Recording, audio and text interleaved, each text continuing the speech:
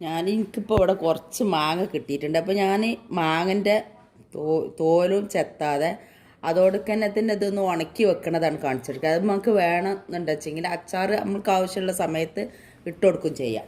അപ്പോൾ ഈ മാങ്ങൻ്റെ ഇതൊക്കെ ഒന്ന് വലുതാക്കി തന്നെ കട്ട് ചെയ്തെടുക്കണം. ഞാൻ ഇത് ആദ്യമായിട്ടാണ് ചെയ്യുന്നത്. ഇപ്പോൾ എനിക്ക് കുറച്ച് മാങ്ങ കിട്ടിയതാട്ടാ. ഭയങ്കരമായിട്ട് മൂത്തക്കണം, കുറച്ചൊക്കെ മൂത്തിച്ചിട്ട് കുഴപ്പമൊന്നുമില്ല.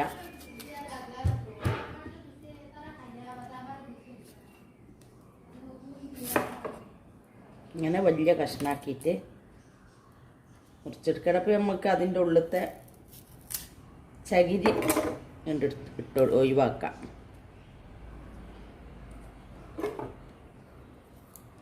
ഞാൻ വലിയ കത്തി എടുത്തേക്കണതേ, എൻ്റെ ചെറിയ കത്തി കൊണ്ട് ഇത് മുറിച്ചാൻ കഴിയൂല. അപ്പോൾ അതുകൊണ്ട് എടുത്താട്ടോ വലിയ കത്തി. അപ്പോൾ ഇത് അത്രക്ക് വലിയ മൂപ്പാകാത്തത് കൊണ്ട് തന്നെ ഇങ്ങനെ ഇതിൻ്റെ ചകിരി ഒഴിവാക്കി എടുക്കാൻ പറ്റും കേട്ടോ.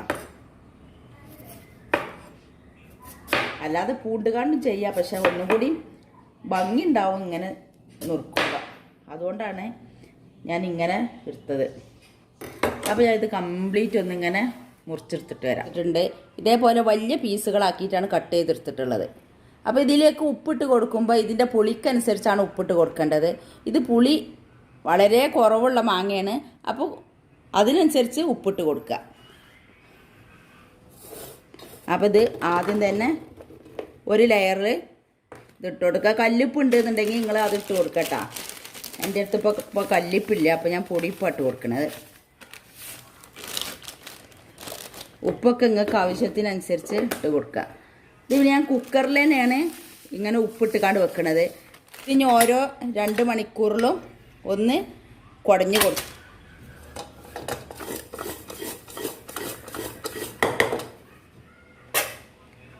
അപ്പോൾ ഞാനിത് അടച്ച് വെക്കുകയാണ്. ഇപ്പോൾ ഈ മാങ്ങ 4 മണിക്കൂറായി ഉപ്പും മാങ്ങയും കൂടി ഇട്ട് വെച്ചിട്ട്. അപ്പോൾ അതിൽ നല്ലവണ്ണം വെള്ളം ഉണ്ട് കേട്ടോ. അപ്പോൾ കാണിച്ചു തരാം. ഇതിൻ്റെ അരഭാഗം മാങ്ങൻ്റെ 1/4 ഭാഗം തന്നെ വെള്ളമുണ്ട്. അപ്പോൾ ഈ വെള്ളം നമുക്ക് ഒരു പാത്രത്തിലേക്ക് ഒഴിച്ചാൽ, ഇത്ര വെള്ളം ആവശ്യമില്ല, കുറച്ച് വെള്ളം ഉണ്ട് ഒഴിച്ചെടുക്കാം. നോക്കട്ടെ, വേണമെന്നുണ്ടെങ്കിൽ എടുക്കുകയും ചെയ്യാം. അപ്പോൾ ഈ വെള്ളത്തിൽ നമുക്കിതിലേക്ക് വേണ്ട പൊടികളൊക്കെ ഒന്ന് കലക്കി കൊടുക്കാം. ഇതിലിനിയും വെള്ളം ഉണ്ട് കേട്ടോ, വെള്ളം കംപ്ലീറ്റും എടുത്തിട്ടില്ല. ഇനി ഇതിലേക്ക് ആവശ്യമുണ്ടെന്നുണ്ടെങ്കിൽ ആ ഉപ്പ് വാങ്ങൻ്റെ വെള്ളം ഒഴിച്ച് കൊടുക്കാം. ഇപ്പം ഇത് കടുകും ഉലുവയും പൊടിച്ച് വെച്ചതാണ്. അപ്പോൾ അത് ഈ 1/4 ടീസ്പൂണിന് 2 സ്പൂൺ ഇട്ട് കൊടുക്കുക, അതായത് 1/2 ടീസ്പൂണ്. അതേപോലെ മുളകും പൊടി അത് നിങ്ങൾക്ക് എരിവിനനുസരിച്ച് ഇട്ട് കൊടുക്കുക. ഞാൻ ഒരു 4 ടീസ്പൂണ് ഇട്ട് കൊടുക്കുന്നുണ്ട്. അതേപോലെ മഞ്ഞൾപ്പൊടി 1 ടീസ്പൂൺ ഇട്ട് കൊടുക്കുന്നുണ്ട്.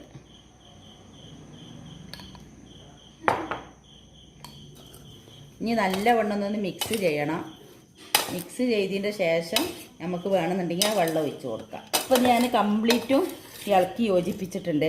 അപ്പോൾ ഇതിൽ ഒരു തുള്ളിയും വെള്ളമില്ല, ഉണ്ടോ?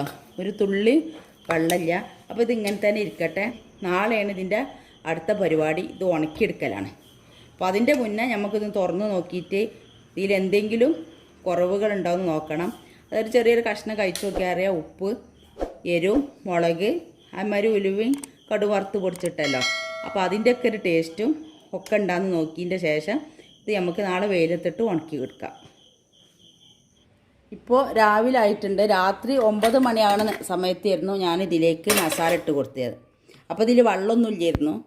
ഇപ്പോൾ ഇതാ കണ്ടോ, കുറേശ്ശെ വെള്ളം വന്നിട്ടുണ്ട്. ഇനി ഇങ്ങനെ നമുക്ക് ഇതിൽ നിന്ന് വെയിലത്ത് വെച്ച് ഉണക്കിയെടുക്കാം. എന്നിട്ട് വൈകുന്നേരം നമ്മൾ ഇതിൽ കിട്ടുന്ന സമയത്ത് ഈ വെള്ളം ഒഴിച്ച് കൊടുക്കാം. കുറേശ്ശെ ഒഴിച്ച് കൊടുത്താൽ മതി. കാരണം ഇപ്പം തന്നെ നമ്മൾ ഇത്രയും തോനെ വെള്ളത്തിലിട്ട് വെച്ചാൽ ഈ മാങ്ങമ്മക്കൊന്നും എരിവും പുളിയും പിടിക്കില്ല, ഒക്കെ ഈ വെള്ളത്തിലേക്കാരം. അപ്പോൾ ഇത് ഉണങ്ങി കഴിഞ്ഞിട്ടുണ്ടെച്ചെങ്കിൽ ഒന്നാകെ ലാസ്റ്റ് ഒരുപാട് പൊടി കൂടുതലായിരിക്കും. ഇത് ഇനി ഒഴിച്ച് കൊടുക്കണം നിർബന്ധമൊന്നുമില്ല. അന്ന് നമുക്ക് വൈകുന്നേരം ഒന്ന് ടേസ്റ്റ് ചെയ്ത് നോക്കാം എങ്ങനെ ഉണ്ടെന്ന്. കൂടുതൽ ഒഴിച്ചാൽ ഇത് വെള്ളത്തിലായിരിക്കും ഇതിൻ്റെ മസാലയൊക്കെ വരിക. അപ്പം ഞാൻ അന്ന് വെയിലത്ത് ഓരോന്നായിട്ട് ഇട്ട് കൊടുക്കണം. അപ്പോൾ ഞാൻ അങ്ങനെ ഒന്ന് ഇട്ട് കൊടുത്തിട്ട് വരാം. അപ്പോൾ ഞാനിവിടെ വെയിൽ വരുന്നുള്ളൂ, ആ സമയത്ത് തന്നെ ഇവിടെ കൊടുന്നിട്ടിട്ടുണ്ട് കേട്ടോ. അപ്പോൾ ഇതിൽ നിന്ന് ഞാൻ കംപ്ലീറ്റും ഓട്ടക്കോയിലോട്ട് കോരിൻ്റെ ശേഷം ബാക്കിയുള്ള ആ മാവുക്കുണ്ടല്ലോ, വെയിലോട്ട് നിങ്ങൾക്ക് കാണുന്നുണ്ടാവില്ല, ആ വെള്ളത്തിലേക്ക് ഒഴിച്ച് കൊടുക്കുക ചെയ്തിട്ടുള്ളത്. ഞാൻ ഇതിൽ നിന്ന് ഇതേപോലെ തന്നെ ഒരു കഷ്ണം എടുത്ത് തിന്നിട്ട് നല്ല ടേസ്റ്റ് ഉണ്ട്. അപ്പോൾ ഇങ്ങനെ തിന്നാൻ തന്നെ നല്ല ടേസ്റ്റ് ഉണ്ട്. അപ്പോൾ ഉണങ്ങി നമുക്ക് എടുത്ത് വെക്കുമ്പോഴായാലും വെറുതെ ഇരുന്ന് തിന്നാം. ഞാൻ കഴിഞ്ഞ പ്രാവശ്യം ഒരു പച്ചമാങ്ങ തോല് ഉണക്കി വെക്കുന്നത് കാണിച്ചിരുന്നു. തോലല്ല, കുറച്ച് കഴിയുമ്പോൾ കൊടുക്കാൻ തന്നെ. അതും ഇങ്ങനെ വെറുതെ ഇരുന്ന് തിന്നാൻ നല്ല ടേസ്റ്റാണ്. അപ്പോൾ ഒരു ദിവസം രാവിലെ മുതൽച്ച് വൈകുന്നേരം വരെ വെയിലത്തിട്ട മാങ്ങയാണിത്. അപ്പോൾ ഞാൻ അതിൽ തന്നെ ഇങ്ങനെ മടക്കി കൊടുക്കുന്നതാട്ടാ. വേണ്ട, മാങ്ങ പകുതി ഉണങ്ങിയിട്ടുണ്ട്. ഇനി വേണമെന്നുണ്ടെച്ചെങ്കിൽ ഇത് ഇങ്ങനെ തന്നെ ഉണക്കിയെടുക്കാം. അല്ലാന്നുണ്ടെച്ചെങ്കിൽ നമ്മൾക്ക് ആ വെള്ളം ഉണ്ടല്ലോ, ഉപ്പും പിന്നെ മസാലയൊക്കെ ഉള്ള ആ വെള്ളത്തേക്ക് ഒന്നിട്ടിട്ട് നാളെ പിന്നെ ഉണക്കിയെടുക്കാം. അപ്പം ഞാൻ ഇത് ഈ മസാലയ്ക്ക് തന്നെ ഇട്ട് കൊടുക്കാം.